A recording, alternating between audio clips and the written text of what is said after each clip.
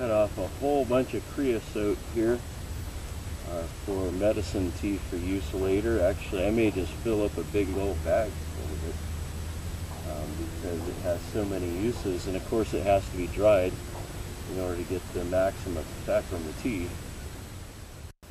I think I may have mentioned triangle leaf burst sage in a previous video related to canyon ragweed. I'm going to gather some of the leaves and maybe even some of the roots. I think I'm going to get some roots too. Just like with creosote, it's a great time of the year to collect globella for medicine.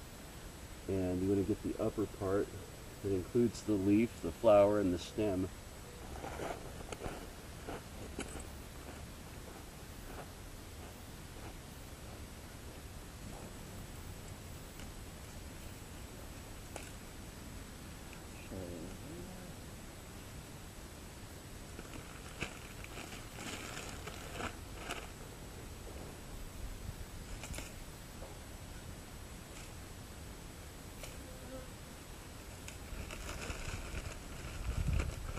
Specimen number 3, canyon burst sage. Officer, I swear it's not what it looks like. And even though it's not, I'll still share it with you though, because it'll help with that allergy to BS you just said you have. This ought to be interesting. And of course, we've talked about this plant very recently. And it's called brittle bush. This really is what it looks like. It really is that weed that you see growing along beside the highway all over Arizona and probably all over the Southwest. You want to try some? No harm in experimenting. This would be owl clover.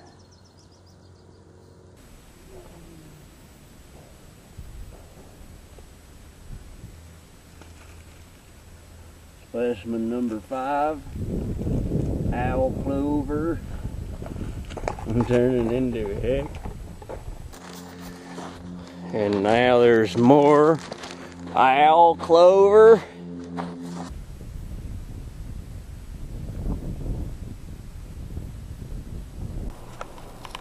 My 2 different species of burst sage are very well dried now. I'm just crushing it all up, basically so it could go into a tea bag or however I wanted to do it. So here's a plan just for now, just for fun. I use used tea bags after I'm done with them. Basically cut it open, put my own tea in the bag, okay? Sew it together, and then try that. So I'll actually be making tea bags out of recycled used tea bags, just for the fun of it, see how that goes. So after cutting open the end of a used tea bag that I've dried for about 24 hours on one of my herb racks, I stuffed the tea bag full, well, emptied the old tea, stuffed the tea bag full of canyon burst sage leaf, and it's been dried and crushed, and then loosely sewed that back together with needle and thread. So now add a little honey for sweetener, and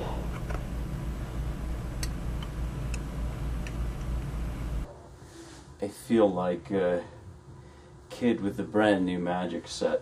Okay, so here's what I'm trying to do.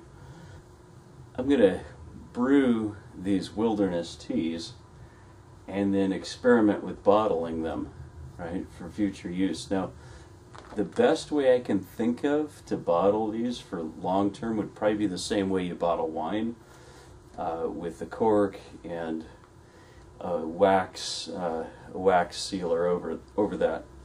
But in the meantime, until I find myself just the right stuff, because probably wine corks would be awesome. Until then, I've got a whole bunch of different options. Partly, you know, there's different options for brewing. Of course, I can use any of these, but I think it would also be cool to make my own tea bags. So for that, I got cheesecloth, so I can cut the cheesecloth and then you know, put my herb in there, and then kitchen twine, which is just it's cotton string with no dyes or any coloring or anything. I don't want any chemicals to get in this. That's why even these things, like any plastic or this acrylic that I'm using, is BPA free, so I don't get any chemicals into the teas that I don't want in there, obviously. And it's important to make sure that the bottles are lead free and can be used for that. So this is just experimentation, so I'm having fun with it. And I have little tags, so when I make my tea I can label the bottle and I know what's in there. My tea bags, I'm thinking about doing a square-ish piece, just for the fun of it. I'm going to see how this goes. The advantage of this is that when I'm making my tea, I can throw in the stems and get whatever value stems have in there, I think. Easier than trying to stuff all of this into one of those little tiny little tea containers, you know, the metal one or the plastic one. Okay, that's probably way too much, but maybe I can use it a couple times. And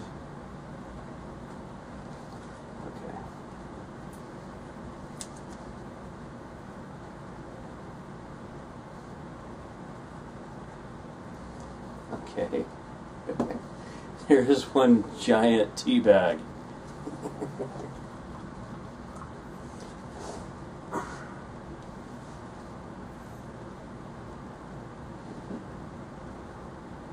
Cool.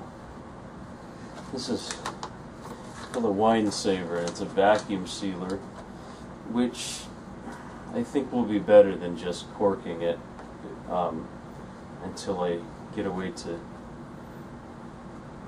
you know, to do a good job of sealing it with the cork. Well, this smells great.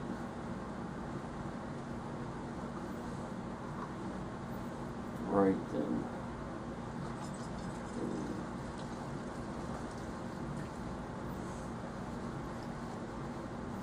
Color looks good. It looks like I can do this. I can probably reuse this and do this a second time just to fill up the bottle completely.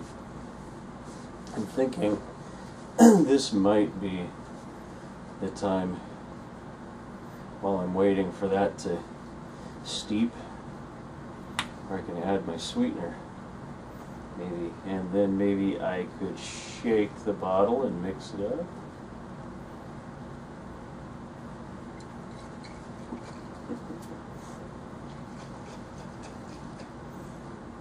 Yeah,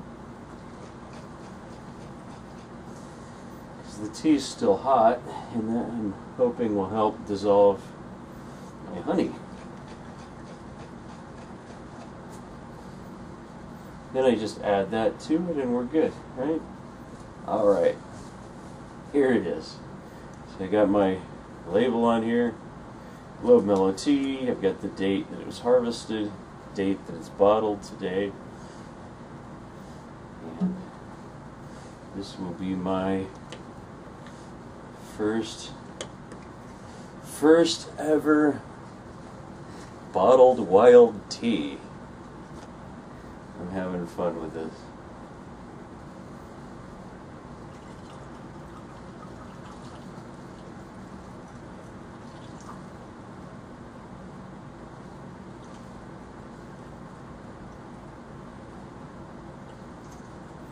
With this wax, or with the vacuum seal. Whoa, listen to that. Yeah, that's cool. You hear that? You can see the See the bubbles coming up? Oh, that's bad. There's apparently air in the tea itself, maybe from pouring it in. See that? Well, you probably can't. There's bubbles coming up. That is bad. Okay, so anyway, I mean, maybe, who knows? Okay, so to wax seal it, what I do is I'd get sealing wax. I don't know, maybe candle wax would work after, you know, the candles burn down. Melt it in a can, and I'd have the cork on here, right? Turn it upside down, dip it into the wax, right? Pull it out, let the wax drain off, boom, and now we've got a seal. Awesome, huh? The Lionheart Bottling Company. If it isn't natural, it doesn't belong in your mouth.